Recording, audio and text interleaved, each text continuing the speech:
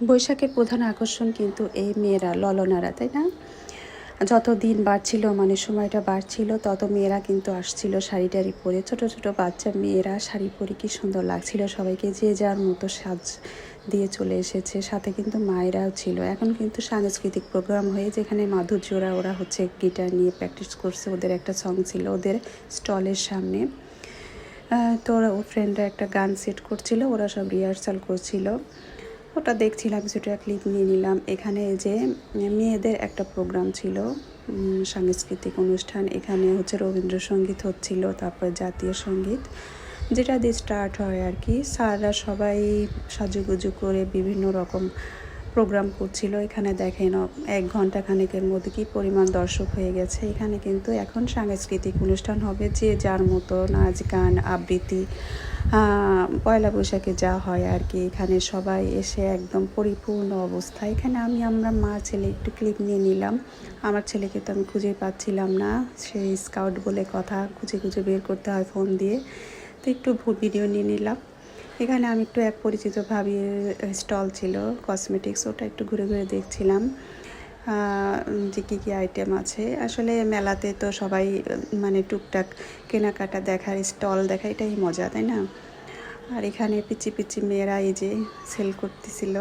তো ওখানে একটু কেনাকাটা করলাম, খাইলাম কিছু টুকটাক। এটাই আর কি পয়লা বৈশাখের এখনকার মজা। আগে তো দূরে যেতে হতো, এখন বাচ্চাদের প্রোগ্রাম অ্যাটেন্ড করতেই কিন্তু ভাল লাগে। আর এখানে এই যে বাচ্চারা একটা নাচের প্রোগ্রাম করেছিল, এত ভীষণ সুন্দর এই নাচের প্রোগ্রামটা ছিল। আমার কাছে তো ভীষণ ভালো লেগেছে। ওরা এত সুন্দর মানে প্র্যাকটিস করে এসেছে। ভাল লাগছিল আসলে প্রোগ্রামটা দেখতে। তো আসলে আমাদের সময় এত বেশি হচ্ছে আমরা মানে অ্যাক্টিভ ছিলাম। আমরা এখনকার ছোটো ছোটো বাচ্চারা কিন্তু ভীষণ অ্যাক্টিভ। ওরা এই যে একজন ছেলে একজন মেয়ে সেজে, নায়ক নায়িকা সেজে কি সুন্দর কাপল ড্যান্স করছে। এটা ভীষণ মানে এক্সপেরিমেন্টাল একটা প্রোগ্রাম, তাই না? ভাল লাগে কিন্তু এগুলো প্রোগ্রাম দেখতে। আর একজন এটা দেখে আর একজনও শেখে। সব কিছুরই আসলে পড়াশোনার পাশাপাশি হচ্ছে দরকার আছে। তো সেটাই আর কি। তো এভাবে হচ্ছে প্রোগ্রাম কিন্তু অনেকক্ষণ চলছিল। আর হচ্ছে দিন যত বাড়ছিল, গরমের মাত্রা তত বাড়ছিল। তো আমি অতক্ষণ না থেকে চলে আসছিলাম 10টা সাড়ে 10টার দিকে বাসায় চলে আসছিলাম। মাধুর্য পরে 2টার দিকে আসছিল। প্রোগ্রামটা মোটামুটি সব কিছু মিলে ভীষণ সুন্দর ছিল, আমরা এনজয় করেছি। আর দর্শক দিয়ে পরিপূর্ণ পুরো ক্যাম্পাস একদম জাঁকজমকপূর্ণ। পয়লা বৈশাখ বলতে যা বোঝায় সেটাই ছিল আর কি, ধুমধারাক্কা। সামনের বছর যেন সবাই ভালো কাটে, সবাই ভালো থাকে, সেই উদ্দেশ্যে আর কি পয়লা বৈশাখ পালন করলাম।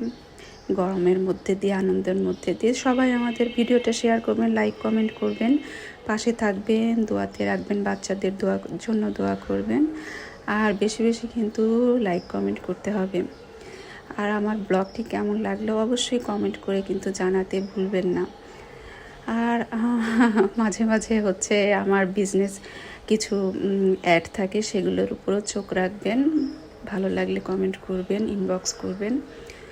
আর সবাই ভালো থাকবেন, আমাদেরও ভালো রাখবেন, দোয়াতে রাখবেন। আর হচ্ছে অবশ্যই আমার সাথে থাকবেন। ধন্যবাদ সবাইকে। আসসালামু আলাইকুম।